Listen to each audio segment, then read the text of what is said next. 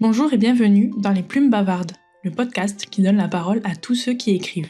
Je m'appelle Émilie, jeune autrice de fantasy non publiée qui a découvert le monde de l'écriture en 2023. Dans Les Plumes Bavardes, on parlera des processus d'écriture et de tous ceux qui motivent les auteurs dans leur création. Je vous souhaite à tous une très bonne écoute. Bonjour à tous, bienvenue dans ce nouvel épisode des Plumes Bavardes. Et aujourd'hui, je suis trop contente, je reçois Elisa Noriel. Salut Elisa. Salut Émilie, bonjour à tous. Comment vas-tu aujourd'hui ? Eh bien ça va plutôt bien, je suis en vacances donc tout va bien. Ah, moi aussi, ça fait du bien.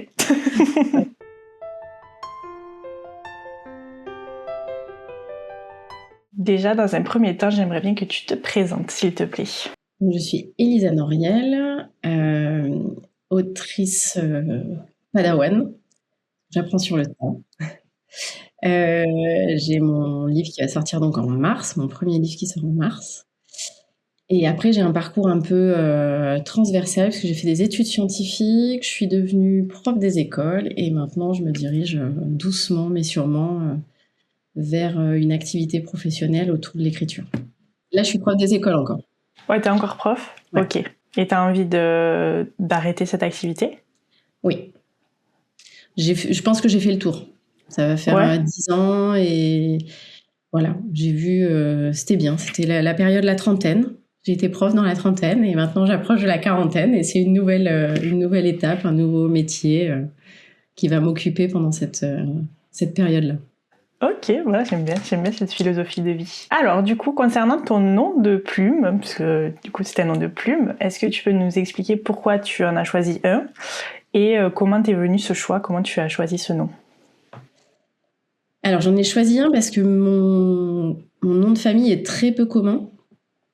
Et donc, si on le tape sur Internet, on tombe... il n'y en a pas 650. Donc, on tombe directement sur ma thèse, qui n'a rien à voir avec l'écriture. Et j'avais pas envie de ça, en fait. J'avais vraiment envie de séparer cette période de ma vie avec la période de l'écriture. Donc après, j'ai hésité à garder mon prénom, qui est Pauline. Et j'ai failli le garder et ne trouver que en fait, un nom de famille de plume. Et puis, en cherchant un nom de plume, en fait, j'ai trouvé que Elisa et Pauline étaient liées, en fait. Donc, moi, j'ai des origines corses. Et donc, Pauline, c'était une sœur de Napoléon. Et il se trouve que Elisa, c'était une autre sœur de Napoléon. Oh. Et donc, quand j'ai choisi, quand je cherchais le nom de plume et que j'ai vu cette information, le prénom d'Elisa me plaisait beaucoup. Et je me suis dit, bon, bah, hop, on change tout, on fait nom et prénom. Donc, c'est comme ça que je suis devenue Elisa pour la référence corse. Et après, pour le nom de famille, c'était le côté, le Nord, c'est comme l'étoile du Nord qui nous guide dans nos projets. Et Yel, parce que j'ai des personnages aussi bien féminins que masculins dans mes romans, et du coup, ça permet d'inclure tout le monde. J'aime beaucoup, c'est une belle signification. Est-ce que tu pourrais nous expliquer depuis combien de temps tu écris et comment t'es venue ton envie d'écrire ? Alors, l'envie, elle est venue quand j'ai commencé à lire. Je pense que c'est venu tout de suite. L'avantage, c'est quand j'étais petite, j'avais des Barbie, des poupées, des Playmobil et plein de jeux, donc je me racontais mes histoires comme ça. Et en grandissant, on se défait un petit peu de ces jouets d'enfants. Donc j'ai commencé à tout noter sur des carnets. Mais comme beaucoup d'entre nous, je pense le rêve d'être auteur, autrice, c'était un peu un rêve inaccessible. En France, il y a un peu cette idée que c'est réservé à certaines personnes qui sont touchées par la grâce à la naissance et qui ont ce talent d'écrire un roman qui est parfait dès le premier jet. Donc j'ai enfoui ce rêve parce que c'était inaccessible, quoi. Enfin, c'était pas envisageable. Et puis, mais j'ai continué à écrire parce que c'était un besoin pour moi de poser sur le papier toutes les idées, tous les personnages, toutes les scènes que j'avais dans la tête. Ça me permettait de libérer de la place, en fait, dans ma tête. Et puis, je suis devenue maman. Et un soir, en allaitant mon fils, je me suis juré que je ferais tout pour qu'il réalise ses rêves. Et d'un coup, j'ai eu un flash en me disant « Ouais, mais si lui me pose la question, est-ce que moi j'ai tout fait pour réaliser les miens ? Qu'est-ce que je lui répondrais ?» Et comme j'avais pas envie d'être dans la position où je devrais lui mentir en lui disant oui, moi aussi j'ai tout fait, je me suis dit que là, j'avais plus qu'une chose à faire. Il fallait que je me mette un coup de pied aux fesses et que je m'y mette, quoi. Que je prenne les carnets, mais que je m'y mette sérieusement et que je commence moi aussi à essayer de réaliser ce rêve-là et de voir où ça me mènera. Et puis j'ai mis le doigt dans l'engrenage et puis voilà. J'y suis, j'y reste. Trouver ma place C'est trop dans beau. l'univers. J'adore. Alors du coup, tu écris du feel good, si je ne me trompe pas. Qu'est-ce qui te plaît dans ce genre ? C'est comme la vie, en fait, le feel good, je trouve. Alors forcément, le feel good, ça se finit bien. Parfois, dans la vie, ça se finit pas toujours bien. Mais j'aime le côté du feel good où, malgré des sujets qui peuvent être difficiles parfois, il y a toujours cette lumière, il y a toujours cette lueur d'espoir, cette flamme qui continue à brûler et qui rappelle que tout n'est pas perdu. Et que parfois, ça peut bien se finir. C'est la vie aussi quand ça se finit bien, et la vie n'est pas que tragique. Donc, c'est ce qui m'attire en ce moment dans ma vie actuelle pour les histoires, certaines histoires que j'ai en tête et qui rentrent. Je les écris pas en me disant j'écris du feel good, donc il faut qu'il y ait ça dans l'histoire. J'écris l'histoire et c'est après où je me dis comme il y a tel et tel et tel élément. C'est du feel good. Il faut que je le classe en feel good. Du coup, est-ce que un jour tu voudrais écrire dans un autre genre ? Genre tu écris, t'as une histoire qui te vient, t'écris puis tu vois un petit peu dans quel genre ça peut s'inscrire ? Oui, c'est ça. Là, dans les histoires que j'ai actuellement, il y a, je dirais, 2-3 histoires de feel good encore. Il y en a d'autres, ça serait plus de la romance que du feel good. Et après, j'ai une histoire de thriller. J'ai du young adulte, en fait, comme je lis de tout, vraiment tous les genres, du coup, j'ai des histoires qui sont liées à tous les genres dans mon esprit, quoi. Après, c'est prendre le temps de développer chaque histoire, prendre le temps de développer les mondes pour tout ce qui est fantasy ou développer les concepts pour ce qui va être science-fiction ou dystopie. C'est ça qui va me permettre de choisir quel projet je prends en priorité, en fait. Et puis il y en a certains, je sens que oui, j'aimerais bien les écrire, mais je suis pas encore capable de les écrire de la meilleure façon qui soit. Donc quand j'ai des scènes, quand j'ai des idées, je note et puis j'attends et puis ça mûrit et puis le jour où je serai prête, j'écrirai, quoi. Ouais, il y a toujours des moments clés pour écrire telle ou telle histoire. C'est important d'écouter ça. Du coup, tu es une grande lectrice, tu lis beaucoup, dans plein de genres différents. Ouais. C'est important pour toi de lire pour pouvoir réussir à écrire ? Je pense que les deux sont intimement liés. En tout cas, je ne peux pas envisager de ne pas lire. Et quand je pars en week-end ou quand je pars en vacances, je prépare mon sac de livres avant de préparer mon sac de fringues, par exemple. Et donc, je prends les fringues avec la place qui me reste, avec la place que les livres me laissent. Oui, c'est ça. Oh, j'ai qu'un short. Bon, ça ira. J'ai qu'un short chez la montagne, tant pis. Je reste à l'intérieur. Je suis obligée, du coup, j'ai pas le choix. Ah, à côté de la cheminée, quel dommage. Du coup, tu as fait le choix de l'auto-édition. Pourquoi ce choix ? Parce que j'ai longtemps eu besoin et attendu l'approbation des autres. Et que là, j'avais plus envie d'attendre. Et que je me suis auto-adoubée et je me suis moi-même donné la permission de sortir le livre comme moi je le décidais, m'entourer d'une équipe et des personnes que moi j'avais choisies et de pas dépendre d'une maison d'édition et de garder la main, et puis aussi parce que ça me permet d'apprendre. J'adore apprendre, donc ça me permet d'apprendre plein de métiers, de me planter aussi, mais d'apprendre plein de métiers, et c'est ça qui est super stimulant aussi dans l'auto-édition, quoi. Et du coup, tu as fait la formation Licart, toi aussi. Oui. Ça a été important pour toi de justement te former pour bien auto-éditer ton roman ? Alors j'ai commencé par la formation devenir écrivain. pense que j'en avais besoin pour... c'est un défaut aussi de ma formation. J'ai besoin de bouquins, j'ai besoin de trucs un peu académiques pour me rassurer, en fait. Donc, l'ICAR, ça m'offrait ça. Ça m'offrait un cadre un peu académique où j'apprenais des techniques d'écriture et où on était corrigé en plus. Enfin, on a eu cette chance d'être corrigé par des correcteurs éditoriaux qui sont en place, d'être lu par un éditeur. Donc, c'était une chance, quoi. Et puis, de rencontrer toute cette communauté qu'il y a à l'ICAR. Et après, c'est sûr que quand je vois le travail de l'auto-édition, ce que ça demande, ceux qui se lancent sans formation, sans avoir fait la formation auto-éditée de l'ICAR, enfin, je parle de celle-là parce que c'est celle que je connais, je leur tire mon chapeau, quoi. Parce qu'il y a tellement à faire, il y a tellement à penser quand on passe en édition indépendante que sans cadre, je pense on bouffe une énergie énorme et que du coup c'est de l'énergie qu'on peut pas mettre dans l'écriture ou ailleurs, en fait.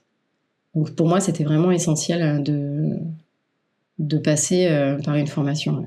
Oui, je suis d'accord. Après, aujourd'hui, il y a de plus en plus de ressources qui existent, donc je pense que c'est de plus en plus facile, on va dire, pour les auteurs qui cherchent bien. Mais ouais, c'est vrai que ça a l'air très, très dense comme travail. Il y a beaucoup de choses à penser, comme tu dis. Et ouais, il faut s'accrocher, quoi. Est-ce que tu avais déjà commencé à écrire ton roman quand tu as fait la formation ? Oui, il était quasiment écrit. Attends. Il était écrit.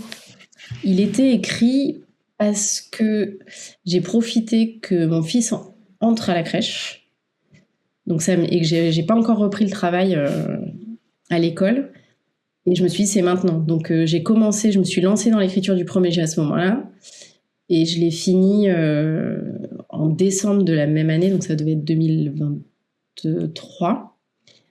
Et je m'étais fixé comme deadline l'appel à texte que font tous les ans les éditions Charleston, au mois de février.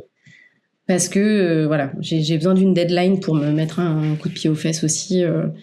Si je me dis j'ai le temps, j'ai tendance à procrastiner. Donc là, il y avait cette deadline du 11 février. Et puis après, j'ai attendu la réponse, qui a été négative. Et je comprends complètement pourquoi aujourd'hui. Et du coup, je me suis dit, si je veux en faire quelque chose, il faut que je comprenne pourquoi ça n'a pas fonctionné.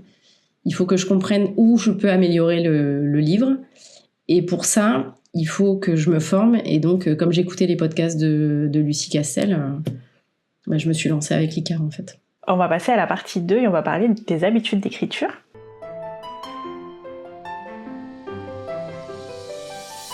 Donc, la première question, c'est la classique. Est-ce que tu es architecte ou jardinière ? Je suis paysagiste. Je vais souvent te répondre comme ça entre les deux. Je ne suis pas manichéenne. Je suis désolée d'avance. Alors, j'ai une phase jardinière pendant longtemps où ça se passe dans ma tête, où j'ai des scènes qui viennent totalement dans le désordre et que je remets dans l'ordre.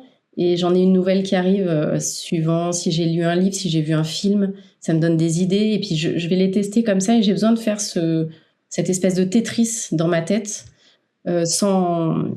Il n'y a pas de contrainte puisque c'est pas écrit, c'est pas gravé dans le marbre. Par contre, après, tout est dans le désordre et là, j'ai besoin de tout poser pour tout remettre dans l'ordre. Voir ce qui correspond à un chapitre, à une scène, à comment faire un enchaînement entre les deux, Donc là, ça va être la partie vraiment architecte et ça va me donner la structure pour me lancer dans l'écriture. Et après, dans l'écriture, je vais plutôt suivre mon plan, mais bon, si le personnage fait un truc qui est pas prévu, je le suis et puis... soit je rattrape après le plan, soit je pars sur autre chose, mais du coup, je vais alterner entre phases de création pure et puis revenir pour reposer, voir où j'en suis, ce qu'il faut que je rajoute, ce que ça a changé, ce que ça va impliquer après derrière cette nouvelle chose qui est apparue en fait par les personnages. Du coup, ouais, t'as une grosse phase de réflexion vraiment que mentale. Il y a une grosse période où tu n'écris quasiment pas finalement. Non, et tu arrives à tout retenir? Quand... En fait, je me dis que si je pense à une scène, par exemple, si elle m'échappe, c'est peut-être qu'elle n'était pas bonne. Si elle reste et qu'elle a un côté où ça m'obsède et où j'y repense et où j'y reviens, là, je me dis, bon, celle-là, il faut que je la note parce que si elle me titille comme ça pendant plusieurs jours ou plusieurs mois ou qu'elle revient de manière régulière, c'est qu'il y a quelque chose. Donc là, à ce moment-là, je la note.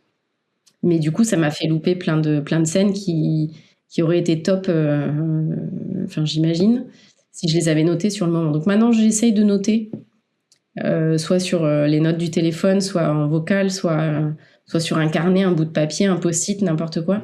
J'essaye de noter quand je pense à un truc parce que je suis sûre que je suis passée à côté de plein de scènes quand je les ai pas notées ou en me disant, bon, ça j'y penserai. Je vais m'en souvenir. Si je suis au volant ou quoi que ce soit, non, je vais y penser. Dès que j'arrive au travail, je le note, machin.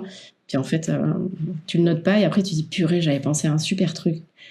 Et j'ai complètement oublié. Et... Ça arrive, ça. Tant pis. Ouais. Ça arrive souvent.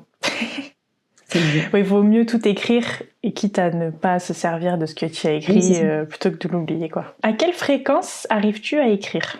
En ce moment, c'est compliqué.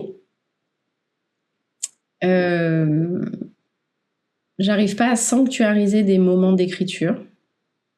Donc là, je suis encore sur, je note sur un bout de carnet, sur un post-it, et puis j'ai des post-it sur mon bureau, et puis j'accumule les post-it dans un carnet. Et donc là, en ce moment, je suis plus là-dessus. J'ai juste réussi sur 2 projets à remettre toutes les scènes que j'avais notées dans mes carnets, à toutes les poser déjà dans un fichier pour voir, et puis en me notant, ça doit aller avant ça doit aller après ça. Donc là, j'ai mes 2 fichiers qui sont en phase de création, mais j'arrive pas encore à sanctuariser un moment d'écriture. Normalement, j'écris le vendredi parce que c'est un jour où je suis pas à l'école, mais il y a toujours des trucs à faire. Et puis là, comme je suis en reconversion, j'ai commencé une formation en parallèle, donc faut que je prenne du temps pour la formation. Et puis comme je suis à la maison, c'est les jours où je cale des rendez-vous, donc je vais essayer de plus sanctuariser des créneaux sans me dire il faut que j'écrive toute la journée. Mais au moins me dire, il faut que j'écrive 1 heure dans la journée. Je bloque 1 heure et ce sera déjà une grosse avancée, quoi. Ouais, c'est pas facile de se bloquer un moment dans la journée au milieu de tout ce qu'on fait déjà. C'est compliqué. Dans un monde idéal où tu pourrais écrire quand tu veux, à quel moment de la journée tu préfères écrire? Le matin. Le matin, quand tout le monde dort et que je suis au calme. Et que tout est... Voilà, j'ai un thé bien chaud à côté de moi et j'ai les idées qui sont en train de se réveiller. Justement, j'ai pas le filtre du cerveau qui va trop réfléchir en disant mais non, ça c'est une scène intéressante, pas intéressante, machin. J'écris sans trop réfléchir en même temps que je me réveille. Je pense que c'est là où t'as pas la censure, une autocensure. Et du coup, dans quelles conditions tu te mets pour écrire? Alors là, je suis à mon bureau, mais je peux écrire partout. Il faut apprendre à écrire partout quand on a des enfants, je pense. Parce qu'il faut être prêt à dégainer le carnet ou à le ranger ou à piquer comme ça des petits moments d'écriture, à voler des petits moments d'écriture au milieu du chaos familial.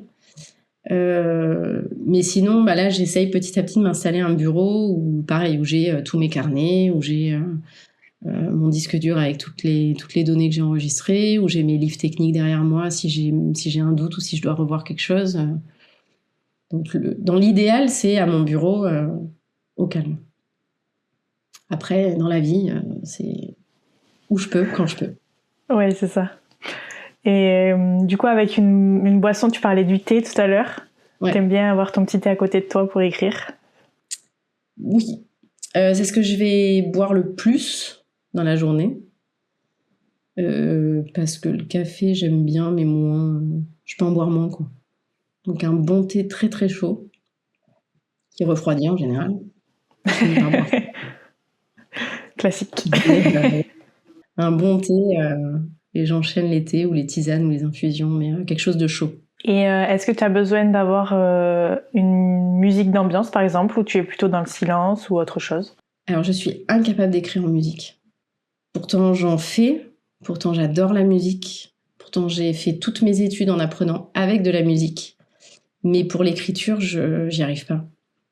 Parce que je me mets à chanter en même temps, parce que je me concentre sur les paroles et je me dis, ah ouais, les paroles, elles sont intéressantes, ça pourrait être bien comme bande-son à ce moment-là du bouquin ou sur cette scène. Donc je me le note et puis du coup, je papillonne et puis je pense à une autre chanson et je vais écouter une autre chanson. Donc ça m'éparpille trop, en fait. Alors que quand je suis dans le silence, je suis à mes carnets, je suis entre l'ordi, les carnets, la réflexion, je regarde par la fenêtre, voilà, ça va plus être ça. Quels outils tu utilises pour écrire?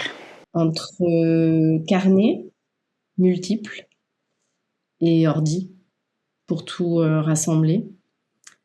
Après, j'ai pas de write control, Notion, j'utilise pas parce que j'ai pas pris le temps de m'y mettre et parce que pour moi, c'est une perte de temps d'essayer de maîtriser ces logiciels-là, même si après, ils m'en feraient peut-être gagner. Mais pour l'instant, je cours trop après le temps pour me dire, bon, bah voilà, j'ai passé une demi-journée pour voir comment ça fonctionne. Et puis au moins, je saurais, bah non, cette demi-journée, je préfère la passer à écrire ou à lire ou autre chose, quoi. Donc c'est vraiment carnet, stylo et ordi. Y a-t-il, alors dans l'idéal où tu écris sur ton bureau, y a-t-il un objet qui est indispensable sur ton bureau? Ça peut être un gris-gris, des choses comme ça, des stylos. Ouais, des stylos. Des stylos parce que même si je suis sur l'ordi, j'ai toujours un post-it, un carnet, un truc où je vais noter à la main. Ou des fois, quand je bloque sur l'ordi, je passe par le manuscrit, par le mouvement. Ça m'aide à poser les idées. Ça, je fais des schémas, je fais des trucs, je me pose des questions, je réponds. Et ça, je peux le faire que avec stylo et papier. Sinon, j'ai pas de gris-gris. Enfin, j'ai des souvenirs, mais c'est pas. Je les emporte pas quand je pars en vacances. J'emporte pas un truc pour me refaire un espèce de mini bureau là où je suis, quoi. Ma prochaine question, c'est comment tu organises ton écriture, donc de ton idée jusqu'à la fin, le point final et jusqu'à la publication, quoi. Alors, donc il y a toute cette phase dans ma tête où je teste beaucoup. Ensuite, il y a la phase où je vais tout poser, je vais hiérarchiser, je vais me poser des questions quand il me manque des éléments sur pourquoi il réagirait comme ça, qu'est-ce qui me manque comme personnage. Je vais faire ça aussi un plan avec les personnages et quel est leur intérêt, quel est leur rôle en fait dans l'histoire. Ça, j'ai besoin de ça. Ensuite, je me fais un chapitrage où en général, je me note 3 scènes par chapitre. Et je vais me mettre à écrire en suivant ces 3 scènes, en fait, bêtement. Donc après, comme je te disais, si il y a une idée qui me vient, bah je la note, j'écris en fait en suivant cette idée. Et ensuite, bah, je réadapterai le chapitrage plus tard, quoi. Tant pis. Si elle me plaît, si elle me permet de faire avancer ou si elle me permet de libérer un point qui me posait problème. Bah, je m'en prive pas et je fais, et puis je réadapterai le reste après, en fait.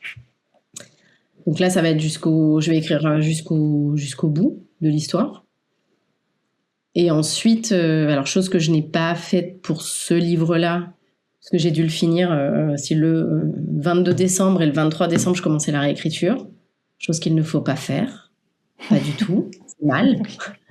Faut laisser reposer. Après, j'imagine que pour le deuxième projet, je laisserai ce temps nécessaire à tout poser pour après revenir dessus avec un œil plus objectif et plus distancé par rapport à l'histoire. Et après, je me lance dans une série de réécritures sans fin, comme j'ai fait pour celui-là. Je sais pas, je les ai pas comptées. Je sais pas combien de versions j'ai du roman. Jusqu'à la dernière que j'ai faite avec Bianco Correction, où là vraiment je me suis dit là c'est la dernière. Puis on a refait un gros travail sur le texte, donc c'était la dernière et puis voilà. Et puis après, maquette, toute la partie annexe de l'écriture. Du coup, tu saurais pas nous dire combien de réécritures tu as fait, quoi? J'en ai fait... Alors, attends. J'en ai fait une tout de suite après, donc le lendemain. J'ai dû en faire une pendant l'été, avant de faire la formation Licard. J'en ai recommencé une autre pour faire un des exercices, là, les 7000 premiers mots, j'ai tout repris. J'en ai refait une grosse après le retour des bêta-lecteurs. Et j'ai dû en faire une autre. Puis j'ai réécrit cet été, parce que j'ai eu des fiches de lecture d'une association qui s'appelle Eptalon 7 et une fiche de lecture de Caroline Minick. Donc ça fait que j'ai réécrit à partir de ces fiches de lecture. Et ensuite, il y a eu donc, le travail avec Vincent. Donc je sais pas, je dois en être à 7 ou 8. Oui, donc c'est un gros travail. Et du coup, entre deux réécritures, comment ça se passe? Est-ce que tu réécris vraiment de A à Z ou est-ce que tu vas récupérer des morceaux? Est-ce qu'il y a aussi des passages, par exemple, que tu n'as pas du tout touché entre la première version et la dernière? La seule chose que je n'ai absolument pas touchée entre la première et la dernière version, c'est l'espèce de micro-prologue qui sont 4 phrases en fait. Ça, je n'y ai jamais touché. C'est les seuls. Après, sur les premières réécritures, j'avais tendance en fait à tout reprendre et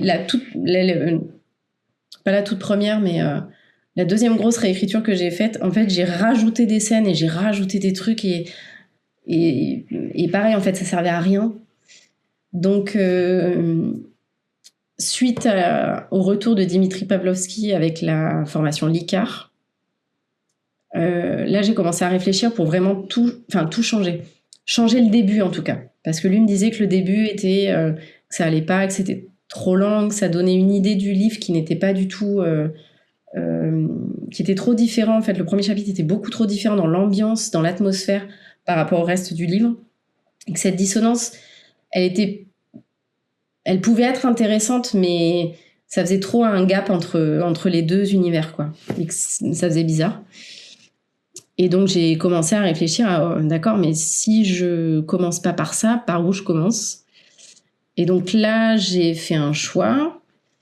Et après, j'ai gardé, en fait, cette trame. Et ça a été plus de regarder, en fait, les chapitres ou les scènes qui étaient trop redondantes les unes avec les autres. Par exemple, j'avais 2 chapitres qui se passaient. Il y en avait un qui se passait à la fête de la musique, l'autre au 14 juillet. Mais grosso modo, ce qui se passait dans les 2 chapitres, c'était quasiment pareil. Donc, ce que j'ai fait, j'ai pris les éléments qui me plaisaient le plus dans chacun de ces chapitres et je les ai fusionnés pour ne garder qu'un seul chapitre, en fait. Donc, j'ai beaucoup fait ça. J'ai beaucoup allégé aussi, parce qu'on était beaucoup on en parlera après, mais dans la tête du personnage et le mal-être du personnage et les cauchemars. Et ça faisait une ambiance qui était lourde et qui était trop lourde, en fait.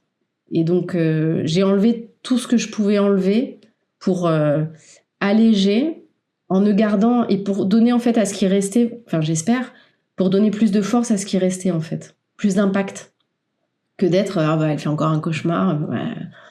On a compris, quoi. Elle en a fait 1, elle en a fait 2, elle en a fait 10. On a compris, elle fait des cauchemars. Et du coup, dire qu'elle en fait, et puis en détailler un qui a une importance à ce moment-là de l'histoire, pour essayer que l'impact soit plus fort.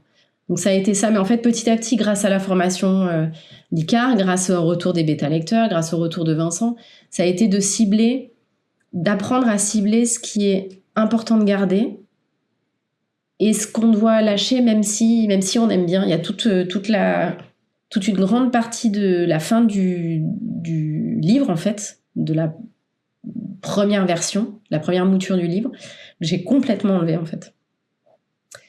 Parce que pourtant j'adorais ces scènes, j'adorais ce qui s'y passait, mais ça n'avait pas sa place à cet endroit-là. Et donc au moment où on pensait avoir fini à l'histoire, ça relançait un truc avec des nouveaux personnages et finalement ça desservait plus l'histoire que ça n'apportait quelque chose. Donc même si j'aimais bien cette partie, peut-être que j'en ferai peut-être que je le mettrai un jour sur le site en cadeau comme ça, en petit bonus de lecture. Peut-être que je le mettrai. Mais pour le livre, pour qu'il soit le plus juste possible, il y a un moment où il a fallu que je prenne la décision en disant non, en fait, ça, il faut que je l'enlève, tant pis.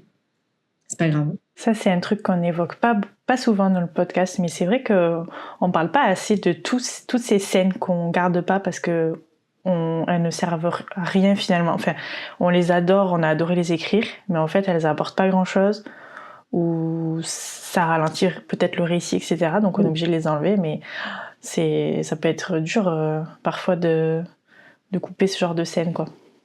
Ça peut être dur parce que c'est du travail aussi. On y a passé du temps à les écrire, peut-être à les réécrire. Elles ont eu un intérêt à un moment, donc il y a toujours la peur aussi de se dire je l'enlève, mais est-ce que finalement en l'enlevant c'est positif ou c'est négatif? Est-ce que je risque pas d'enlever quelque chose qui apportait finalement quelque chose au livre? Et donc il y a ce dilemme là, mais je pense que c'est là où il faut réussir à prendre un peu de recul et avoir le livre et l'histoire avec un peu de hauteur. Pour dire, non, là, ça n'a...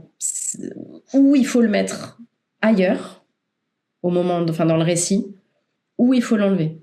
Moi, je sais que ce qui m'a aidée, c'est au moment du week-end live de l'ICAR l'année dernière, en avril, parmi les intervenantes, qui fait une intervention dans la formation l'ICAR Devenir écrivain, il y avait Rose Naro. Et j'ai été la voir en lui disant, j'ai un souci. En fait, dans les cours de l'ICAR, Rose Naro, elle nous dit quand il y a la 3e bascule qui arrive, c'est la fin du roman. Il reste un chapitre, peut-être 2 chapitres maximum, mais pas plus. Et moi, quand j'avais ce que je pensais être la 3e bascule, mais il me restait 10 chapitres encore. Donc je lui ai exposé. Et en fait, en 2-3 échanges avec elle, elle me dit, mais parce que ça, c'est une péripétie, en fait, c'est pas une bascule. Ta vraie bascule, c'est le moment où il va se passer ça, et du coup, t'en es où de ton récit? Je lui dis, oui, j'en suis à la fin, il me reste 2 chapitres. Elle me dit, en fait, ta bascule n'est pas là où tu pensais. Et en fait, en trouvant ça et en discutant avec Rose Naro, j'ai compris aussi que tout ce qu'il allait y avoir derrière ces 2 chapitres, c'était superflu, en fait. Il fallait que je l'enlève. Ou alors que, changement complet, je décide de faire une duologie et que le roman, il est vraiment en 2 parties et que cette partie-là, ça lance vers la 2e partie où c'est le début du 2e tome, quoi. Et comme j'étais pas partie pour faire une histoire en plusieurs tomes et que je voulais que ce soit un one-shot, que l'histoire se tienne en un volume, il a fallu sabrer. Tu parlais tout à l'heure de livres que tu as dans ta bibliothèque et qui t'arrivent de feuilleter pour t'aider. Est-ce que tu peux nous en parler un petit peu?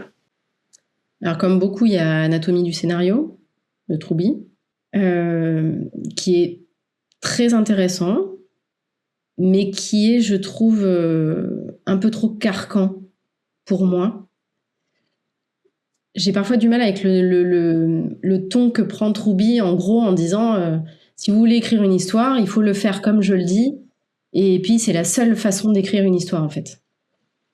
Et ouais, ça me va pas trop parce que vu le nombre d'histoires, vu le nombre de livres qui sortent, le nombre d'univers qui sont créés, les types d'histoires, les types de mise en page, t'as tellement de trucs qui sont possibles que le carcan de Troubi, je trouve, ne va pas... moi, ne me correspondait pas. Et je suis assez fan de toute la série qui est éditée par Argile, Comment écrire de la fiction, par les éditions Argile. Donc il y a le tome 1, c'est Lionel Davoust qui l'a rédigé. Le tome 2, c'est Demon Knight. Le tome 3, c'est Christophe Lambert. Donc là, moi, j'ai lu les 3. Le 4e, ça parle des cercles de lecture. Donc avec un cercle de lecture, plusieurs autrices qui parlent de comment écrire quand on est un cercle de lecture. Donc là, je suis en train de le lire. Mais sur les 3 premiers, j'ai bien aimé parce qu'ils se complètent, en fait.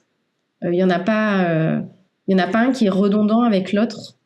Celui de Lionel Davoust, il pose vraiment les bases de qu'est-ce que c'est une histoire, comment on fait une histoire, comment surtout passer du rêve, de l'idée, à la fin de l'écriture jusqu'à un premier jet qui est terminé et quels sont les passages obligatoires, quoi, en gros. Je synthétise, mais c'est un peu ça. Demon Knight, ce que j'ai bien aimé, c'est qu'il y a plein de petits exercices.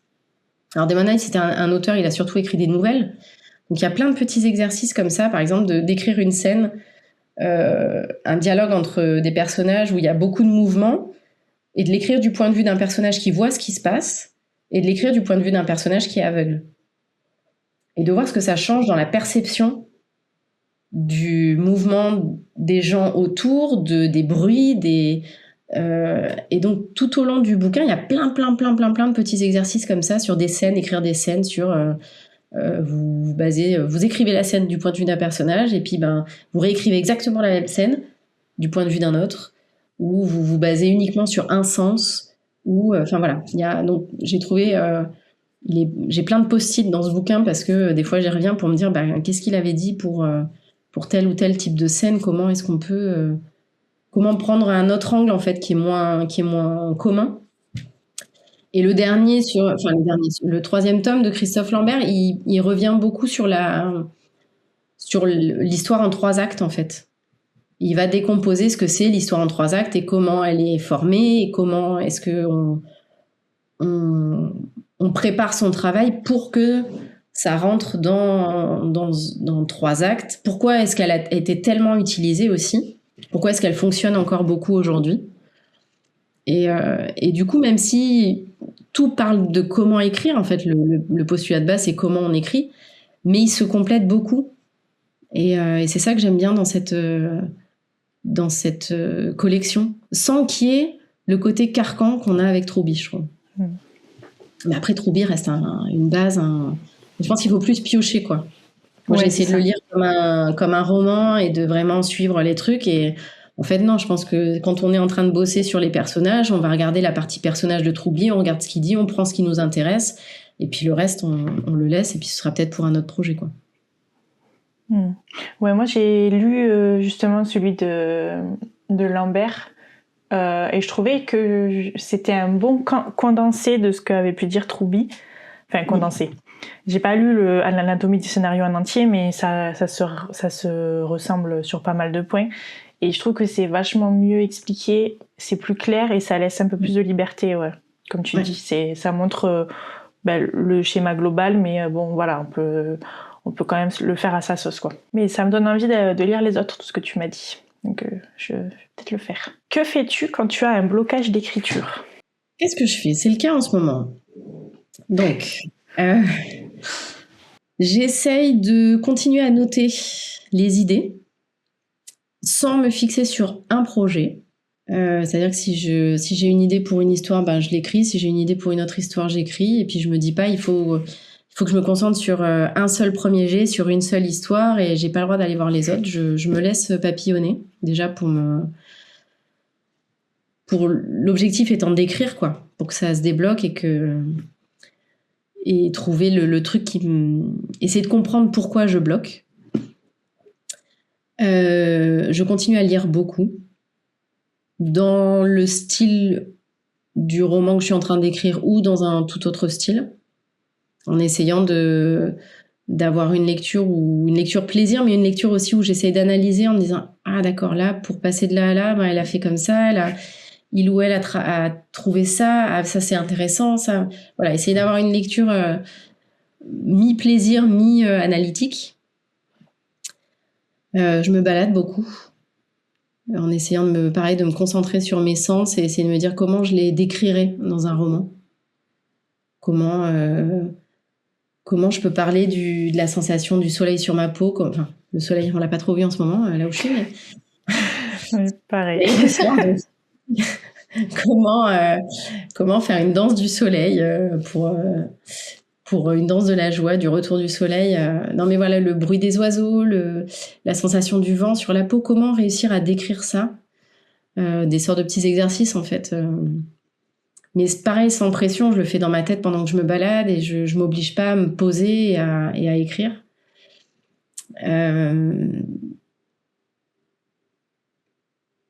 Et puis après, je pense que de toute façon, je serai obligée de passer par le moment où il faut que je me pose, que j'écrive en me disant, j'écris.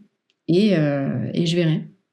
Et je fais du journaling aussi, j'ai commencé ça il y a pas longtemps, pour essayer d'analyser en fait je bloque, mais pourquoi je bloque? Qu'est-ce qui se passe en ce moment? Qu'est-ce qui me fait peur? Voilà, j'essaie de m'auto-poser des questions pour analyser, que ce soit pour l'écriture ou pour ma vie en général, essayer de poser sur le papier les émotions que je peux ressentir pour réussir à prendre de la distance. Ouais, de continuer d'écrire, mais pour toute autre chose, et ça permet de garder l'habitude d'écrire en fait. Sur cette partie, j'ai une question que je pose pas tout le temps. Je sais pas pourquoi. La question c'est: où puisses-tu ton inspiration? Le premier truc qui me vient, c'est dans mes propres blessures, mais en même temps,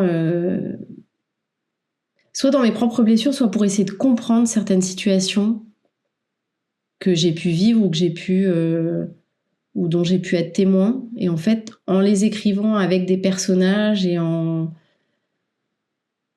mettant cette distance de la fiction, ça me permet de les analyser, j'ai l'impression. Et puis après, c'est les films que je vais voir, c'est les livres que je vais lire qui vont me donner envie d'écrire quelque chose qui s'en inspire, ou quelque chose qui pourrait être un livre à côté de l'histoire que j'ai vue ou que j'ai lue. Puis c'est surtout des idées qui popent. Des fois, je sais pas d'où ça vient, mais ça arrive, ça s'installe, et puis après, il faut faire avec, quoi. C'est parce que ça ne part plus jamais. Bien. Et elles sont nombreuses. En plus, elles squattent.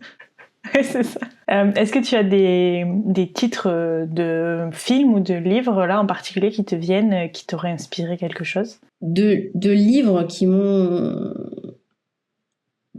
inspiré, je pense que tous les livres de Paul Auster, par exemple, j'ai toujours aimé cette chose qu'on retrouve dans beaucoup, voire dans tous ses livres. On suit un personnage qui paraît être un personnage lambda, et à chaque fois il se passe quelque chose, et puis il va sombrer d'une certaine manière, et puis il va réussir à toucher le fond, et puis il va remonter. J'ai toujours l'impression qu'il y a ce schéma-là dans les livres de Paul Auster, et c'est quelque chose qui résonne beaucoup en moi. Cette idée que parfois, ouais, il faut toucher le fond parfois pour repartir.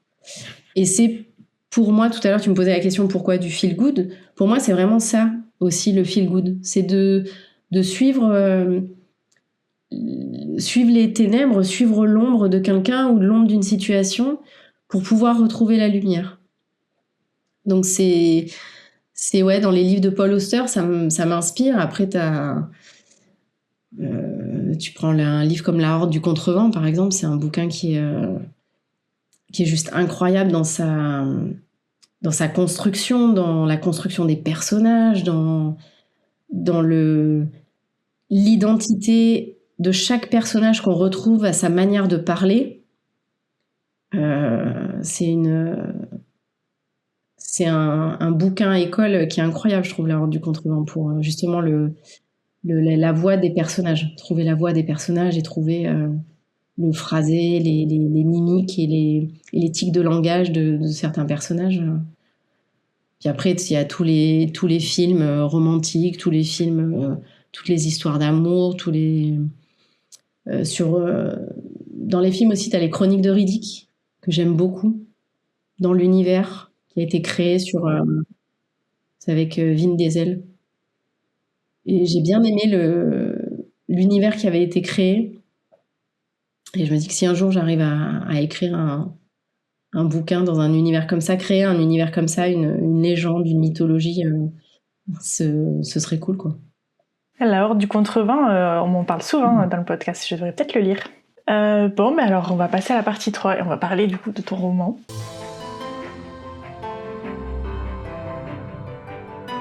J'aimerais que tu nous en parles. Ton roman se nomme Là où mènent les pas brisés, et j'aimerais que tu nous pitches le roman, que tu nous expliques comment t'es venue cette idée d'histoire, et que tu nous dises un petit peu les thèmes principaux, etc. Alors, Là où mènent les pas brisés, on va suivre le parcours d'Elsa, qui a subi un drame, qui a vécu un drame personnel, un deuil périnatal, et qui va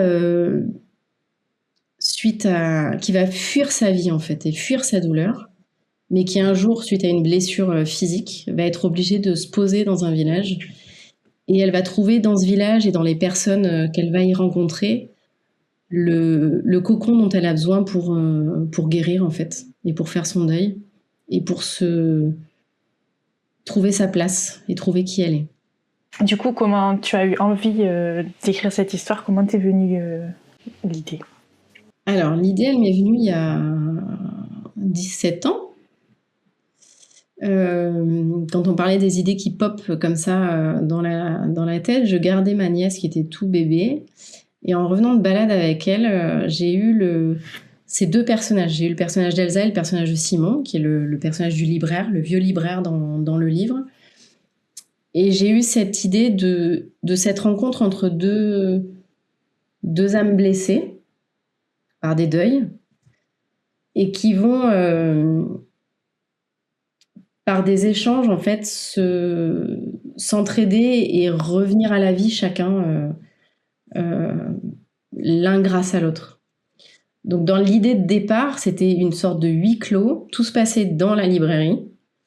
Et on découvrait le personnage d'Elsa à travers les yeux de Simon, et on découvrait le personnage de Simon à travers les yeux d'Elsa. Et puis voilà, ça a été l'idée comme ça qui est venue, et donc j'y pensais souvent aux échanges qu'il pouvait y avoir dans la librairie. Et puis comme je te disais, sur les phases où je teste plein de trucs, à un moment, le fait d'être bloqué dans cette librairie et de n'avoir que les deux points de vue, en fait, pas qui s'opposent, mais de ne découvrir Elsa que à travers Simon et vice-versa, ça me bloquait. Donc je suis sortie de la librairie et je me suis retrouvée dans un village. Et puis avec d'autres personnages qui se sont greffés et qui sont restés du coup dans la version finale du livre, et qui m'a permis en fait d'écrire cette histoire de ce chemin de vie en fait. C'est un chemin de deuil, comme il y en a des milliers, des millions, parce qu'on n'a pas le même rapport à la mort. Personne n'a le même rapport à la mort, donc personne n'a le même deuil que personne, en fait. Donc là, j'avais envie de suivre l'histoire d'Elsa et de voir comment elle allait pouvoir revenir à la vie après une telle épreuve, en fait. Et pourquoi le personnage de Simon était important et qu'est-ce qu'il allait lui apporter, à contrario, pourquoi elle était importante et qu'est-ce qu'elle allait lui apporter. Et en fait, ça a été ça, à partir du thème central du deuil et de la résilience, en fait, chaque personnage avait un lien avec le deuil et la résilience.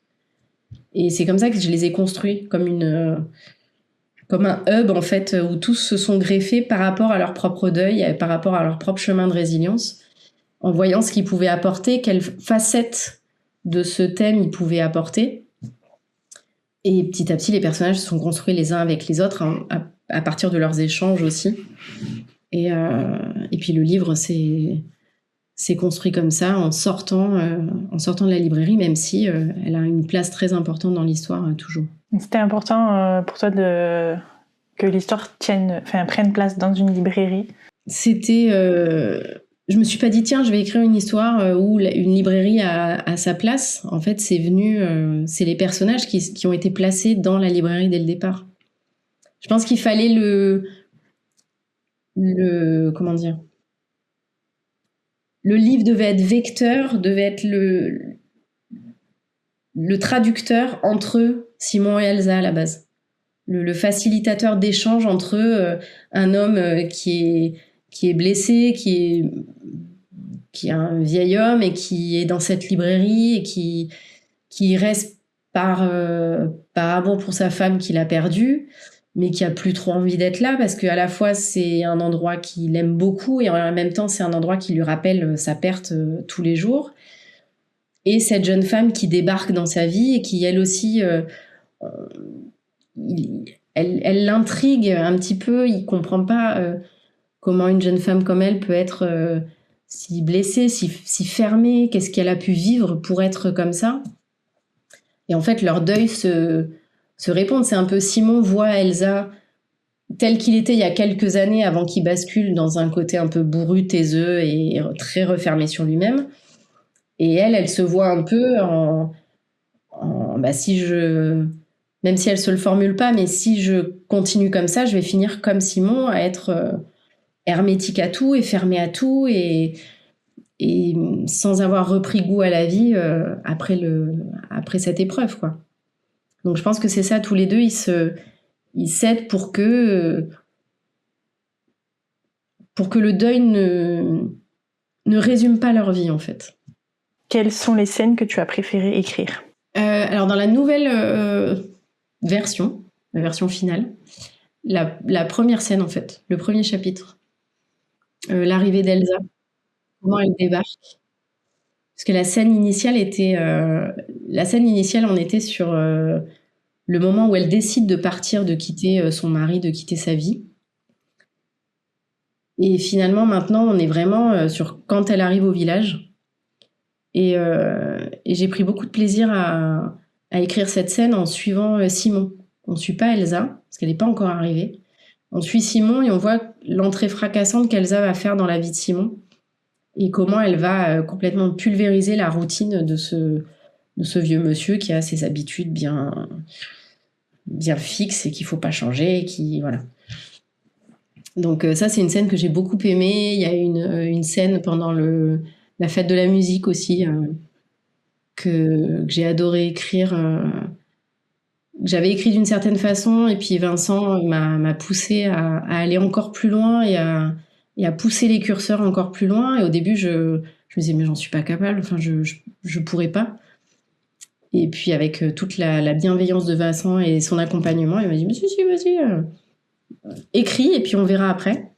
Et puis pareil, c'est une scène où je me suis bien amusée à l'écrire. Et puis après, toutes les scènes qui se passent sur un bateau.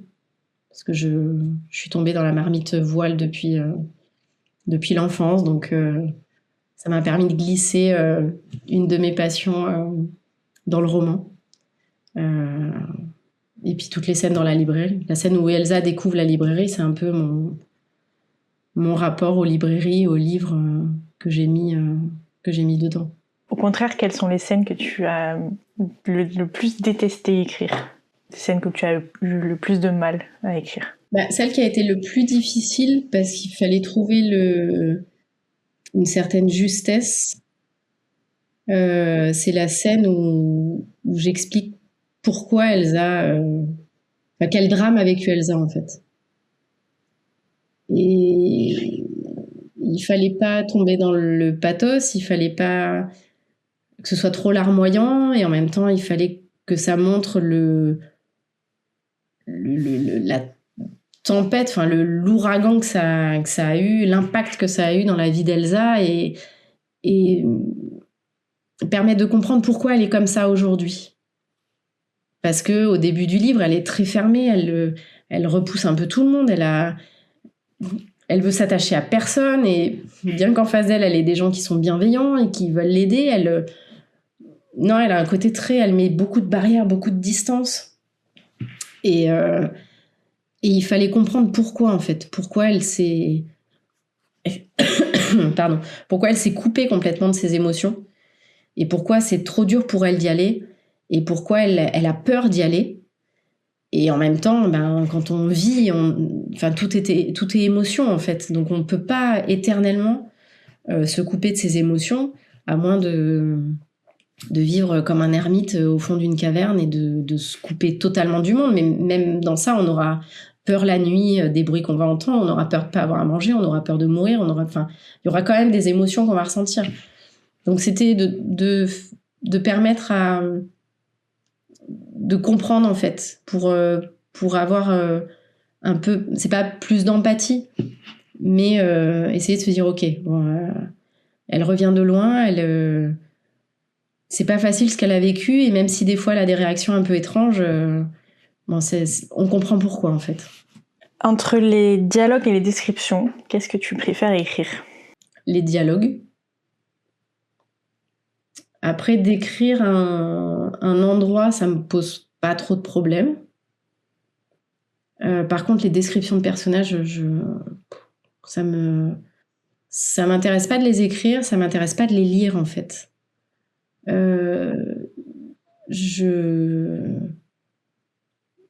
J'apporte peu d'importance à la description d'un personnage. Quand tu as une description qui est vraiment globale, presque des pieds à la tête, on te dit exactement comment il est. Je préfère me focaliser sur un point un détail en fait physique, les yeux ou des mains qui vont être calleuses parce que c'est un personnage qui travaille qui travaille la terre, qui travaille dans le froid, dans l'humidité. Enfin, tu vois, essayer de relier un détail physique à ce qu'est le personnage et sans l'enfermer dans ce détail, mais après qu'il soit grand, petit, des cheveux, enfin les yeux bleus, le nez machin, le truc, la totale, ça me oui, ça m'intéresse pas du tout. Ça apporte pas grand-chose de savoir l'entièreté du physique du personnage, de toute façon. Ouais, et puis on se fait notre idée en lisant. Enfin, on projette tous ceux des images qu'on a. Et... Bon, peut-être que tu as déjà un peu répondu, mais je vais quand même te poser la question. Y a-t-il une scène qui t'a particulièrement marquée en l'écrivant et qui te touche toujours autant aujourd'hui quand tu la relis? Alors, sans trop spoiler, puisque je l'ai dit, ça parle du deuil périnatal. Donc, la scène où j'explique comment est décédée la petite fille d'Elsa. Parce que je me mettais totalement à la place d'Elsa et la peur que moi j'ai eue en étant maman et quand ton petit est censé, ou les premières fois où ton petit fait sa nuit ou ses nuits, t'es content. Et puis d'un coup, tu te dis, mince, tu te réveilles en sursaut parce que t'aurais dû te réveiller il y a 3 heures pour l'allaiter la nuit et qu'il s'est pas réveillé. Et là, tu te dis, qu'est-ce qui se passe, quoi? Donc, je pense cette scène, ouais, il a fallu aussi, pareil, que je mette de la distance et que c'est l'histoire d'Elsa, c'est pas la mienne. J'ai pas vécu ce drame. Je touche du bois, heureusement. Donc, placer le curseur où il fallait pour dire juste ce qu'il fallait pour comprendre, pour décrire cette scène sans trop en dire et sans tomber dans la lourdeur, quoi. Sans insister sur le chagrin, sur la peine, sur le machin, sur le côté dramatique de la scène. Je sens que ça t'est pas mal arrivé, mais du coup, est-ce que tu as une anecdote précise sur un moment où tes personnages, ils ont fait ce qu'ils voulaient et où tu as dû t'adapter? Oui, sur la scène Alors, à la base, c'était pour le 14 juillet. C'était un des chapitres qui s'appelait le 14 juillet, qui maintenant se passe au moment de la fête de la musique. Il devait y avoir un conflit dans la scène. Donc, le truc important, c'était le conflit. Et ce que j'avais pas prévu, c'était la réaction d'Elsa suite à ce conflit. Donc, je vais pas trop en dire pour pas trop spoiler, parce que c'est dans le 3e quart de l'histoire. Mais là, elle a fait un truc où, même moi, quand j'ai écrit, je me suis dit, ah, ok, bon, bah, maintenant, qu'est-ce que je fais avec ça? D'accord. Et bah, qu'est-ce qui se passe maintenant? Et ça, je l'avais pas du tout prévu. Et c'était pas du tout dans mon chapitrage. Donc après, bah voilà, j'ai suivi. Je me suis dit, bon, bah, on va voir ce qui se passe. On va voir comment réagissent les personnages. On va voir qui fait quoi. Et les répercussions que ça aura. Et c'est une scène que j'ai beaucoup retravaillé avec Vincent. Et le fait d'avoir été encore plus loin et d'avoir poussé les curseurs, c'était encore plus cool, quoi, en fait, à écrire. Les personnages que tu as écrits pour ce roman, te ressemblent-ils? Et si oui, dans quelle mesure? Je pense que j'ai mis un peu de moi dans chacun d'eux. Il n'y a pas vraiment un personnage qui me ressemble plus qu'un autre. J'ai glissé des bribes par exemple, le personnage de Thomas, c'est un marin parce que je fais de la voile depuis l'enfance et que le milieu marin, c'est un milieu qui a une place ultra importante pour moi. Et ça avait quelque chose de rassurant, en fait, d'écrire sur quelque chose que je connais, quelque chose que tu maîtrises. Donc, comme un livre, c'est un peu une aventure où où c'est de la création, donc il n'y a pas de garde-fou, finalement, il n'y a pas de cadre, à part celui qu'on se met. Donc d'avoir certains points où je sais de quoi je parle et où je vais pouvoir me baser sur des images de choses que moi j'ai vécues, ça me faisait une espèce de ligne de vie à suivre pour pas trop partir dans des trucs trop foufou, quoi. Donc voilà, Thomas, il fait de la voile comme moi j'ai fait. Simon, il a une librairie comme je pense j'aurais beaucoup aimé avoir. Après, comme beaucoup de personnages, mes propres blessures, c'est ce que je te disais tout à l'heure, mes propres blessures, j'ai mis une partie de moi dans certains personnages, dans certaines blessures qu'ils ont pu avoir, tout en faisant attention de pas... c'est pas autobiographique du tout. Donc, même si je mets des bribes de ce que je suis, de ce que j'ai ressenti, de certaines expériences que j'ai pu avoir, ce n'est pas mon histoire. C'est l'histoire d'Elsa. Et donc, à aucun moment, j'ai mélangé les deux, en fait. C'est juste que j'ai puisé dans ce que je connaissais, parfois, parce que ça servait l'histoire et que ça collait bien avec le personnage à ce moment-là. Est-ce que tu saurais nous dire quel personnage tu as préféré écrire et quel est celui que tu préfères aujourd'hui? J'aime beaucoup Simon.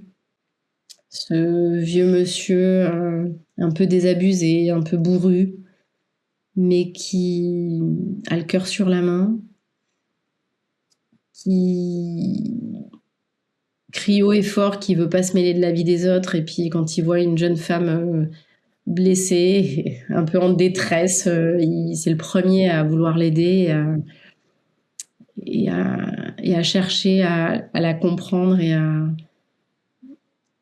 à lui redonner le sourire.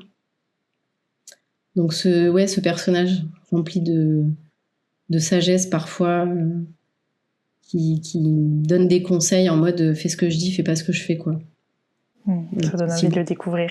Y a-t-il un élément, quel qu'il soit, que tu as voulu absolument mettre dans ton roman?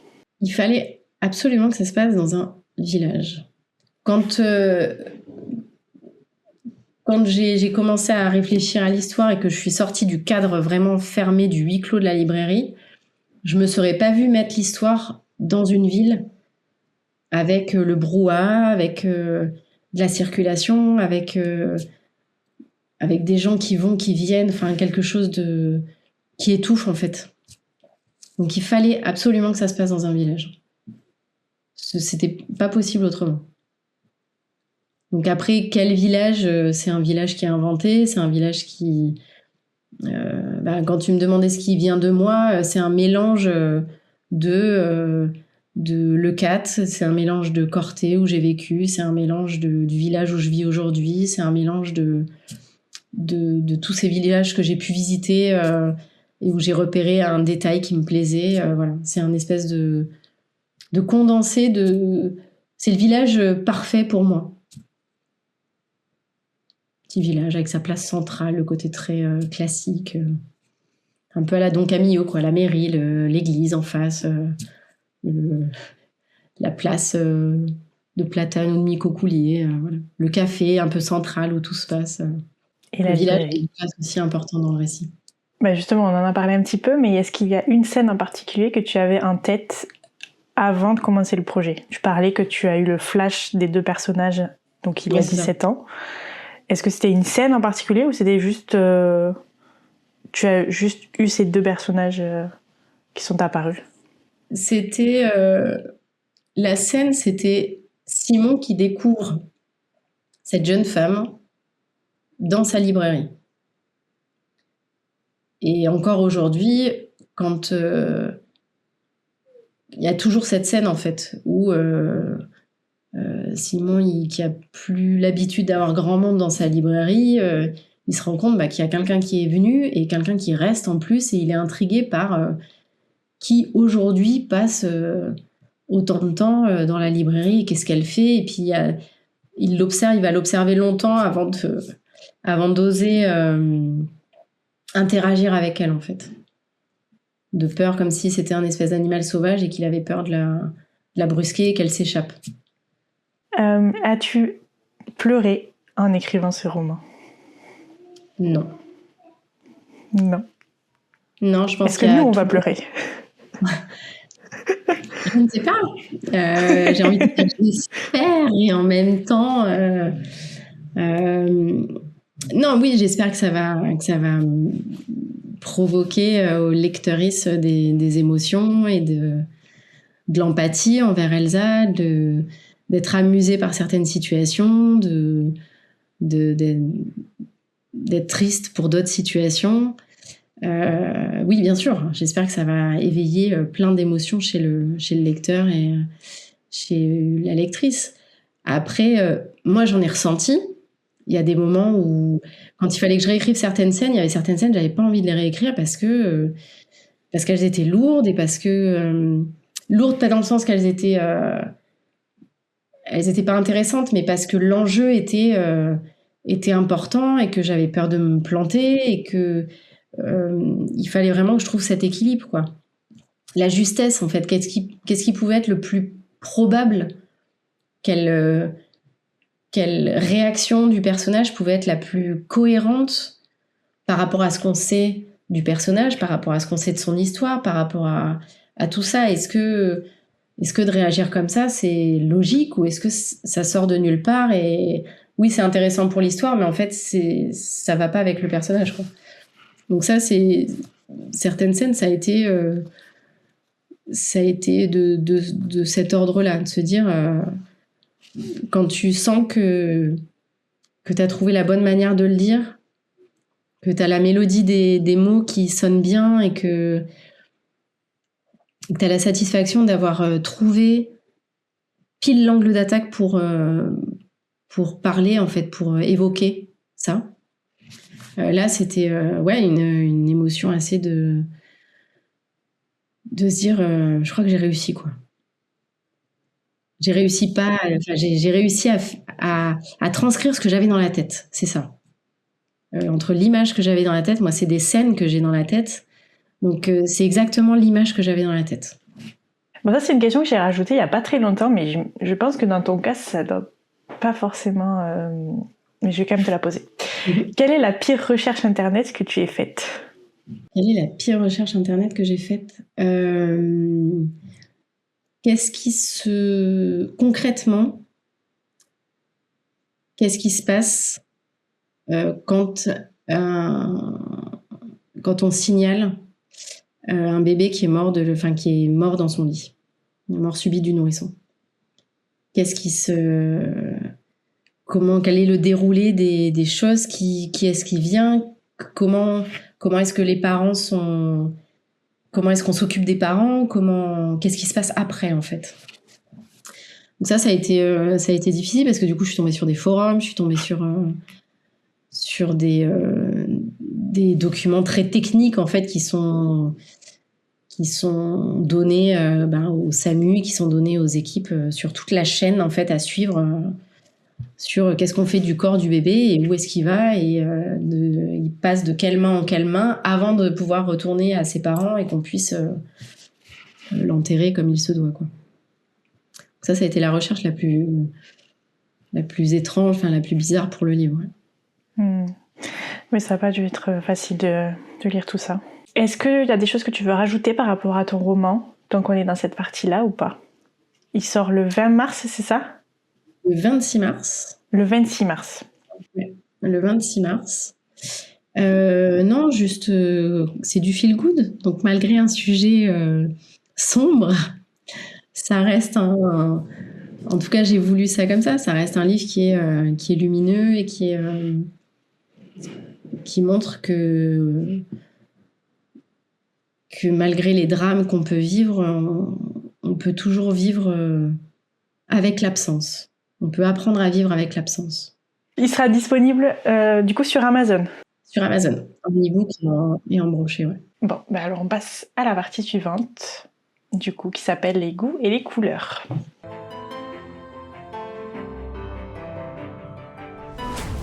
Pour toi, un bon chapitre doit comporter combien de mots ? C'est comme avec le jardinier et l'architecte, Émilie. Je ne peux pas te répondre. Ça dépend de ce qu'on doit dire dans le chapitre. Moi, j'ai des chapitres qui vont faire, je sais pas, peut-être 2500 mots. J'en ai d'autres qui font 4000 mots et j'en ai qui font 650 mots. Parce que ça servait à rien d'étayer, de rajouter des trucs pour que ça tombe à 2000 mots. Et celui de 4000, je pouvais pas le couper en 3 parce que il se tenait, c'était un bloc, quoi. Donc c'est plus qu'est-ce qu'on veut dire dans le chapitre et trouver c'est la taille qui va le mieux pour ce chapitre, pour ce que ça apporte, pour ce moment dans le livre, etc., etc. C'est plus comme ça que je réfléchis plutôt qu'à me fixer. Chaque chapitre doit faire 2000 mots. Je sais qu'il y en a qui font ça. Tous les chapitres sont ultra structurés, ils se suivent, ils sont tous pareils et ça donne un rythme de lecture qui est intéressant aussi. Mais moi, pour ce livre-là, je pouvais pas faire comme ça. Mais c'est assez rare. Moi, franchement, je crois que la plupart des auteurs que j'ai reçus me répondent la même chose. C'est vraiment ce truc de j'ai une idée, je prends le nombre de mots que j'ai besoin et puis voilà, on s'en fiche en fait du nombre de mots. Au final, ça sert à rien. Enfin, c'est pas important, quoi. Y a-t-il un cliché de la littérature dont tu ne peux pas te passer ? Peut-être les gens qu'on rencontre par hasard et qui vont prendre tout de suite une place importante dans notre vie parce que ils nous apportent parce qu'ils nous apportent et qu'on leur apporte quelque chose qui est dont on a besoin à ce moment-là et la famille qu'on se construit. Je sais pas comment, je sais pas le nom exact de ce trope, mais de ce cliché, mais la famille qu'on rencontre et qu'on se construit et cette idée qu'on se dit, j'ai enfin trouvé ma place, quoi. C'est là, voilà. C'est là que je dois être. En tout cas, c'est ce qu'il y a dans ce projet-là et je me rends compte que c'est ce qu'il y a dans plusieurs projets que j'écrirai qui vont venir dans les mois, dans les années à venir. Il y a toujours cette idée-là ou alors le cliché de la quête de soi, peut-être. Peut-être que c'est celui-là. Qui on est. Après, est-ce que c'est vraiment un cliché, la quête de soi ? Parce que c'est quand même une part importante quand tu écris un roman, enfin, dans le sens où, comme il y a une évolution de personnages, les personnages, il y a toujours un moment donné où ils réfléchissent sur eux-mêmes et ils essaient d'évoluer par rapport à ce qui leur arrive, etc. Est-ce que je sais pas, pour moi c'est... Je le sépare vraiment de l'évolution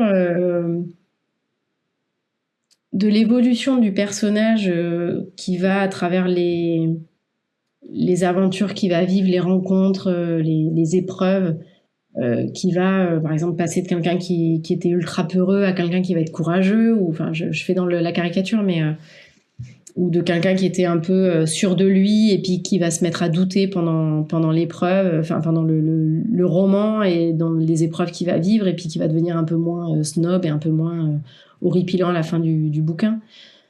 La quête de soi, c'est vraiment cette idée de on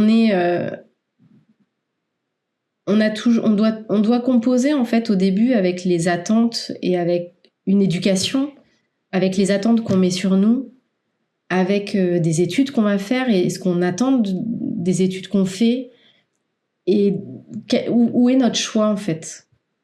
Tu vois, la quête de soi, c'est vraiment quelque chose de vachement plus profond pour moi que l'évolution, l'arc narratif d'un personnage. C'est vraiment une introspection en se disant, j'ai tout fait comme on a attendu de moi, mais ça n'a pas marché, ou ça n'a pas empêché qu'arrivent des drames, ou ça n'a pas... Donc, qu'est-ce que je fais maintenant, quoi ? Qui je suis si je ne suis pas la fille d'eux, la femme d'eux, l'amoureuse, l'héroïne, le machin, qui je suis et de quoi j'ai envie. Pour moi, c'est vraiment ça qu'on va retrouver dans beaucoup de romans. Et c'est cette évolution-là, c'est cette quête vraiment pas par rapport aux autres, pas par rapport à ce que pensent les autres, pas par rapport à ce que ça va apporter aux autres, mais vraiment juste de se dire où est-ce que moi je me sens à ma place, où est-ce que moi je me sens bien, dans quel choix, quel chemin, voilà. C'est ce truc que j'appelle la quête de soi. Ouais, je vois. Alors, Ouais, est-ce que hyper c'est un intéressant. cliché? Est-ce que c'est un trope? Est-ce que c'est juste un arc narratif? Moi, ma question, je dis cliché, mais on me sort souvent les tropes. Enfin, c'est pas la même chose, mais ça rentre aussi dans la question, quoi. Et y a-t-il au contraire un cliché ou un trope que tu n'aimes pas du tout? Le triangle amoureux, je suis pas très fan. Je comprends. Je suis pas très fan parce que peut-être que je suis pas. Ça me paraît trop éloigné de ce que je suis en fait. Donc c'est peut-être qu'un jour j'en écrirai un parce que justement ça m'intrigue de voir comment et pourquoi on peut hésiter entre deux prétendants ou deux prétendantes et jusqu'où en fait on nie l'évidence du choix qu'on doit faire. Mais pour l'instant, c'est pas celui qui m'attire le plus. Ça, c'est un trope qui n'est pas trop apprécié, j'ai l'impression, de manière générale. Ouais, peut-être parce qu'il a été beaucoup utilisé aussi à une période. Si ton projet, on va parler de celui-ci, mais tu peux nous parler d'un autre, s'il était amené à être adapté en film ou en série, sais-tu quel artiste tu souhaiterais pour la bande originale? Alors, ce serait de la musique folk. Après, dans les artistes, t'en as plein. Il y a Grégory Alan Isakov, que j'aime beaucoup. Avi Kaplan. C'est Reynaldine Lenoir, que tu avais reçu il y a quelques mois, qui m'a fait découvrir une chanson aussi d'un artiste qui s'appelle MPL. Et la chanson s'appelle Les Enfants Perdus. Et pour le coup, ça pourrait être le générique de début ou le générique de fin du roman.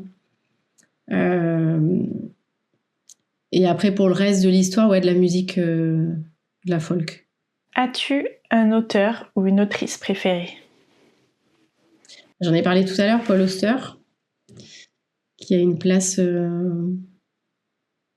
importante dans ma vie de lectrice. C'est presque le premier auteur que j'ai lu où je lisais des livres, plus des livres d'enfants en fait. C'est avec Moon Palace que j'ai basculé dans les livres plus adultes. Et d'ailleurs, j'ai toujours pas acheté ces 2 derniers bouquins parce que comme ça, je sais que j'ai toujours un Paul Auster à découvrir, vu qu'il est décédé l'année dernière ou il y a 2 ans et que voilà, il me reste 2 bouquins de lui encore à découvrir. Peut-être qu'un jour je sauterai le pas et que je les achèterai pour les lire, mais c'est un de ceux aussi que j'ai le plus relu, Moon Palace, par exemple. Après, il y a Victor Hugo. Et puis, je pense à Alain Damasio aussi. Pour sa technique et ce qu'il arrive à créer au niveau de la langue, au niveau des univers qu'il crée, c'est un auteur que j'aime beaucoup. C'est lui qui a écrit La Horde du Contrevent, du coup. Il faut vraiment que je lise ce livre. Et si vous avez l'occasion d'aller le voir, moi j'ai eu la chance de le voir en conférence pas très loin où j'habite, et justement il parlait alors il venait pour son roman Dans la vallée du silicium qu'il a écrit, qui est un essai, mais il parlait de tous ses romans, La zone du dehors, La Horde, Les Furtifs, et il expliquait comment il avait écrit dans quelles conditions il avait écrit certains de ses romans, comment il avait travaillé sur la langue, comment il avait travaillé. Il est fascinant à écouter. Y a-t-il un univers que tu aurais aimé inventer? Je vais pas te répéter La Horde du Contrevent parce que je pense qu'on a compris que j'aime beaucoup. L'univers de Divergente de Véronica Roth. J'ai adoré cet univers. Surtout les livres. Les films un peu, le premier, le deuxième ça va, le troisième ils ont un peu tout gâché, ils ont rajouté des trucs qui n'ont rien apporté à l'histoire. Mais ouais, j'ai bien aimé cet univers, c'est tout ce qu'elle avait créé, les personnages aussi sont super intéressants. Donc j'aurais bien aimé l'écrire. C'est vraiment pas comme site divergente. Est-ce qu'il y a un personnage que tu aurais aimé inventer? Diana Bishop, dans le livre perdu des sortilèges de Deborah Smith. La All Souls, la trilogie All Souls. Je crois que c'est Elia qui me l'avait cité aussi dans le podcast. Et, pareil, elle a créé un univers aussi qui est incroyable et qui est super détaillé. Et en même temps, il n'y a rien de superflu. Elle n'a pas poussé le truc à se perdre non plus dans son univers, quoi. Tout ce qu'elle décrit, tout ce dont elle parle, ça sert l'histoire. Et c'est intéressant à lire, à décrypter. Et du coup, ce personnage, il a quoi d'intéressant qui fait que tu aurais aimé le créer? Elle est complexe. C'est aussi une quête de soi, ce bouquin. On est sur une jeune femme qui est sorcière, qui vient d'une lignée de sorcières, mais qui a peur de ses pouvoirs. Elle comprend pas pourquoi elle n'arrive pas à les maîtriser. Donc du coup, elle veut pas trop apprendre non plus, parce qu'à chaque fois qu'elle essaye, c'est un échec. Et puis elle va être en contact avec un livre que personne n'a pu récupérer depuis des dizaines et des dizaines d'années. Et puis de là démarre toute l'histoire. Et j'adore cet univers parce que il est complexe, il n'est pas rentré dans certains clichés par rapport aux vampires, par exemple. Elle a été elle s'est totalement détachée de certains clichés des sorcières, des vampires,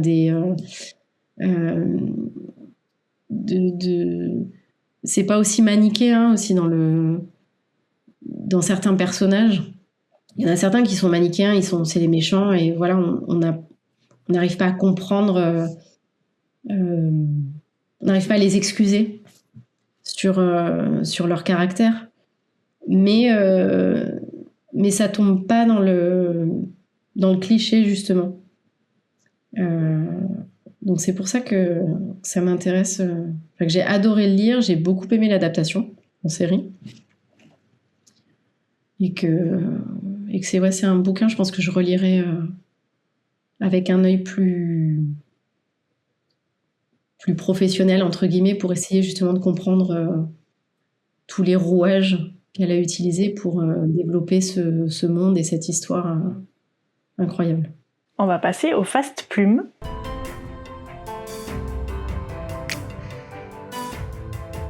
Donc tu dois connaître, je te donne 2 propositions et tu me dis laquelle tu préfères. Donc chapitre court ou chapitre long? J'ai envie de te répondre chapitre moyen, mais je peux pas. Non, choisir. Chapitre long. Je croise les doigts en te le disant parce que j'y crois. Titre de chapitre ou pas? Non. Première ou troisième personne? Troisième personne. Point de vue unique ou multiple? Multiple. Prologue ou directement chapitre 1? Sur ce projet-là, directement chapitre 1. Premier jet ou réécriture? Question piège. Réécriture quand même. Saga ou one-shot? One-shot. Livre papier ou numérique? Papier. Écrire le matin ou le soir? Matin. Thé ou café? Thé. Écrire sur ordinateur ou à la main? Ça dépend. T'as le droit de me dire les deux, hein, j'accepte. En fait, ça dépend du moment, de là où j'en suis dans l'écriture. Si c'est pour de la réflexion et de l'interrogation et du travail, ça va être à la main. Si c'est vraiment pour dérouler et écrire, sur l'ordi, parce que ça fait gagner du temps, quoi. Du coup, tu réponds à la dernière question qui est organisation carnet ou numérique? Organisation carnet. Ok, donc plutôt écriture ordinateur et organisation carnet. Ouais. Très bien. C'est vrai que ces 2 questions, c'est un peu ça se regroupe un petit peu. Attends, je voulais revenir sur... Ah oui, du coup, t'as pas mis de titre de chapitre? En fait, j'en avais mis. Et je pense que le titre que je choisissais était trop évocateur de ce qui allait se passer. Et donc, ça gâchait un peu le truc. Qu'après, je me suis dit, est-ce que je mets des titres de chansons, par exemple? Et puis Et puis ça faisait pas sens en fait dans ce projet-là. Donc non, juste sur celui-là en tout cas, pas de titre de chapitre. Après un autre projet, il y aura peut-être des titres de chapitre, je sais pas. Première ou troisième personne, tu as hésité? Oui, pareil, ce roman c'est troisième personne, mais peut-être que le prochain ce sera première personne. Je suis vachement étonnée sur les réseaux quand je vois certaines réactions très vindicatif sur ah non, moi si c'est à la première personne je lis pas, ou si c'est à la troisième personne je lis pas, ou des personnes qui ne lisent qu'un genre littéraire aussi. Moi je m'arrête pas à ça, je lis l'histoire qu'on me propose, et tant qu'elle est bien écrite et que c'est cohérent et que je m'attache au personnage, il y a des intérêts dans les deux techniques en fait. Des intérêts dans les deux points de vue. Ça apporte des choses et ça bloque certaines choses. Donc, c'est plus de quelle manière l'auteur a réussi à écrire cette histoire le mieux, comment il a réussi à passer les émotions et cette histoire en utilisant ce point de vue-là, parce qu'un autre point de vue, ça aurait pas fonctionné. Mais ouais, je suis pas fermée. C'est pour ça que j'ai hésité, parce que c'est lié à un projet, en fait. Oui, et puis comme tu dis, en fait, si c'est bien écrit, en fait, tu te rends même pas compte que c'est écrit à la première ou à la troisième. C'est tellement fluide que tu te poses même pas la question, quoi. Et bien, nous passons à la partie 6.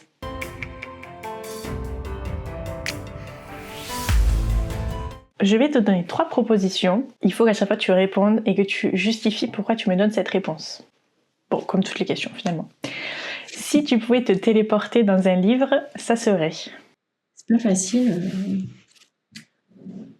C'est pas facile parce qu'il y en a plein. Tu peux m'en donner plusieurs. Hein. Non, mais après, il y en a plein, mais pour des raisons différentes. Donc, j'ai beaucoup aimé l'ambiance de Lonesome Dove de Larry McMurtry, où c'est une histoire de cow-boy. Et c'est très, très lent. Très, très lent, mais parce que cette lenteur, c'est presque un personnage de l'histoire en lui-même. Et de vivre avec les personnages cette remontée de troupeau du Texas jusqu'au Montana, jusque dans les plaines plus verdoyantes. J'aurais adoré vivre cette aventure avec eux. Si tu devais être publié dans une seule maison d'édition, ça serait? Comme j'ai pas franchement cherché à être publiée en maison d'édition, j'ai pas de... Peut-être pour le projet de thriller un peu SF. Si je pouvais être publiée par les éditions critiques ou par HSN, ça me plairait. Et enfin, si tu pouvais rencontrer un personnage de ton roman, ça serait? Simon.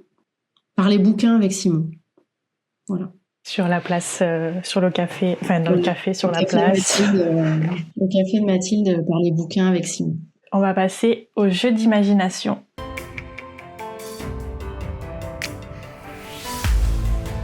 Je t'envoie une image et il faut que, à partir de ça, tu imagines le début d'une histoire. Tu sais que moi, il me faut 17 ans pour écrire des histoires, donc là, tu me...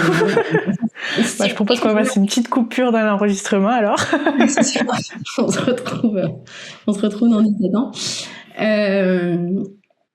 Je vois une femme qui déambule la nuit parce qu'elle est agoraphobe et qu'elle supporte pas la foule. Et le seul moyen pour elle de sortir et de se balader, de prendre l'air, c'est de se balader la nuit, en fait. Quand les rues sont désertes et que le monde est couché, endormi, et elle a l'impression, du coup, d'avoir la ville qui lui appartient. Et comme elle croise personne, elle passe ses nuits à déambuler et à imaginer la vie des autres. J'aime trop. C'est génial. C'est parfait. Et je te remercie pour cette super idée. J'ai adoré. Il nous reste du coup 4 questions pour la fin. Si tu avais un seul conseil à donner à quelqu'un qui souhaite se lancer dans l'écriture de son premier livre, qu'est-ce que ce serait ? Ça va paraître bateau, mais écris.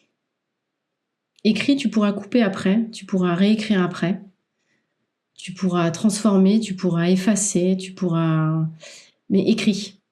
Parce que tant qu'il n'y a rien, tu peux pas travailler dessus et tu peux pas avancer et tu peux pas le transformer. Donc, ouais, écris. Il faut faire exister son histoire avant de la perfectionner. Oui. Y a-t-il une question que tu aurais aimé que je te pose ? Rien de spécial, non, parce que tu balayes quand même beaucoup, autant sur qui on est, de comment on écrit, du projet, de nos tics et nos manies d'auteur. Donc non, c'est assez complet. J'en ai pas une que je rêvais que tu me poses et que t'as pas posé. Il y a pas de... Bon, tant mieux. Ensuite, j'ai la question de l'invité précédent qui te demande, selon toi, faut-il écrire des nouvelles ou des romans courts avant de commencer à écrire des romans ? Non, parce que ce sont des exercices totalement différents. Et je ne suis pas sûre que d'écrire beaucoup de nouvelles ou des romans courts entraîne à écrire un roman long. Parce que ça voudrait dire que une nouvelle, un roman court sont moins importants et sont moins intéressants qu'un roman long et que finalement l'objectif ultime c'est d'écrire un pavé, quoi. Alors que finalement, certaines histoires se tiennent en étant une nouvelle. Certaines histoires ont besoin de plusieurs tomes pour exister complètement. Et puis d'autres, c'est un entre-deux entre la novella et le gros pavé, quoi. Donc, non, je pense pas que ce soit des exercices nécessaires pour écrire un roman. Je suis totalement d'accord avec toi. Et du coup, dernière question, as-tu une question, toi, à poser à la personne qui passera juste après toi ? Non, à partir de quel moment on devient auteur ou autrice ? À partir de quel moment on se sent auteur ou autrice ? C'est une bonne question. Est-ce que tu veux répondre à cette question ? Pour moi, ça a été à partir du moment où je me suis autorisée à le formuler, en fait. En disant, je suis en train d'écrire un livre. Et finalement, c'est les réactions des autres me disant « Ah ouais, t'écris un livre, mais comment tu fais ? Comment... » C'est là où je me suis rendu compte que y a un monde entre avoir l'envie d'eux, et puis le faire, et puis s'accrocher, et puis aller au bout, et puis faire 15 réécritures, et puis garder la niaque et y croire, en fait. Et donc, c'est le parcours qui fait qu'on devient de plus en plus auteur ou autrice et qui nous donne la légitimité d'eux. Toute personne qui a été au bout d'un premier jet, pour moi, toute personne pour qui l'écriture c'est important et qui va au bout d'un projet quel qu'il soit, c'est un auteur ou une autrice. De la même manière que on ne demande pas à quelqu'un qui se dit peintre, on va pas lui dire ouais, mais dans quelle grande galerie t'as exposé ou dans quel grand truc, c'est quoi ton œuvre phare, ou quelqu'un qui fait de la musique, il suffit de faire de la musique et de gratter 3 accords pour dire bah ouais, je fais de la musique, je suis musicien. Après il y a une différence entre l'intention qu'on met dedans. Est-ce que j'en fais pour mon plaisir comme ça dans ma chambre et personne n'écoute, ou est-ce que j'en fais et puis je joue un peu, je fais quelques scènes et puis j'ai un groupe et puis on donne de la place à ça. Pour l'écriture, c'est pareil. C'est à quel moment ça n'est qu'un exutoire en mode journaling, journal intime et j'écris ce qui me passe par la tête, ou à partir du moment où on le transforme et où on a envie que d'autres le lisent et où on a envie de partager l'histoire, on devient auteur ou autrice. Eh bien, je te remercie pour ce podcast. C'était hyper intéressant. Merci de ta participation. Merci d'avoir écouté cet épisode. N'hésitez pas à vous abonner pour ne rien louper. Rendez-vous sur mes réseaux sociaux pour me suivre et suivre l'actualité du podcast. Et n'hésitez pas à le noter 5 étoiles s'il vous a plu. À très bientôt!